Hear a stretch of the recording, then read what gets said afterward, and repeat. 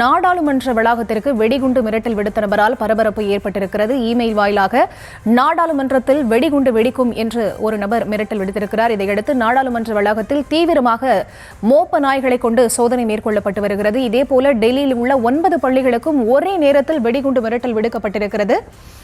அண்மை செய்திகளை பார்த்து வருகிறோம். விவரங்களுக்கு இணைகிறார் எமது செய்தியாளர் ராஜேஷ். அவரிடம் பேசலாம். வணக்கம் ராஜேஷ், விவரங்கள்.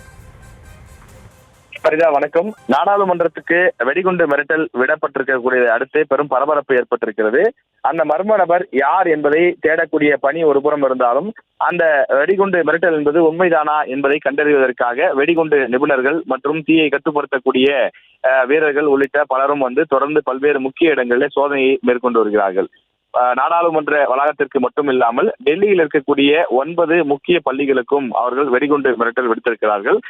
பல நேரங்களில் இந்தியா முழுவதும் பல்வேறு இடங்களுக்கு இது போன்று வெடிகுண்டு மிரட்டல் வருவது வழக்கமாகி வருகின்றது. குறிப்பாக இது வெளிநாடுகளிலிருந்து இந்தியாவினுடைய அமைதியை சீர்குலைப்பதற்காக தொடர்ந்து பல நேரங்களில் இது போன்ற வெடிகுண்டு மிரட்டல்கள் வந்த வண்ணமாக இருக்கிறது. சென்னையில் கூட சில பள்ளி, கல்லூரிகள், மருத்துவமனைகள் உள்ளிட்ட அதே போல நடிகர்கள் மற்றும் பிரபலமான அரசியல்வாதிகள் உள்ளிட்ட பல தலைவர்களுடைய இல்லங்களுக்கும் இது போன்று வெடிகுண்டு வைத்திருப்பதாக மிரட்டல் அழைப்புகள் வரும். ஆனால் அங்கு வெடிகுண்டு நிபுணர்கள் சென்று ஆய்வு செய்து பார்க்கும்போது அது வெறும் புரளி என்பது தெரிய வரும். அதுபோல நாடாளுமன்ற வளாகம் என்பது 24 மணி நேரமும் நூற்றுக்கணக்கான பாதுகாவலர்கள், தொடர்ந்து பாதுகாப்பு படை வீரர்கள் என பலதரப்பட்ட பல அடுக்கு பாதுகாப்பு எப்போதும் இருக்கக்கூடிய இடம் அது.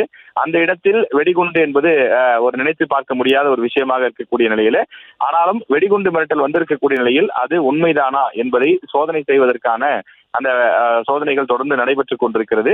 மற்றொரு புறம் அந்த அழைப்பு எங்கிருந்து வந்திருக்கிறது, இதன் பின்னால் யார் இருக்கிறார்கள் என்பதையும் ஆய்வு செய்து வருகிறார்கள். விவரங்களுக்கு நன்றி ராஜேஷ்.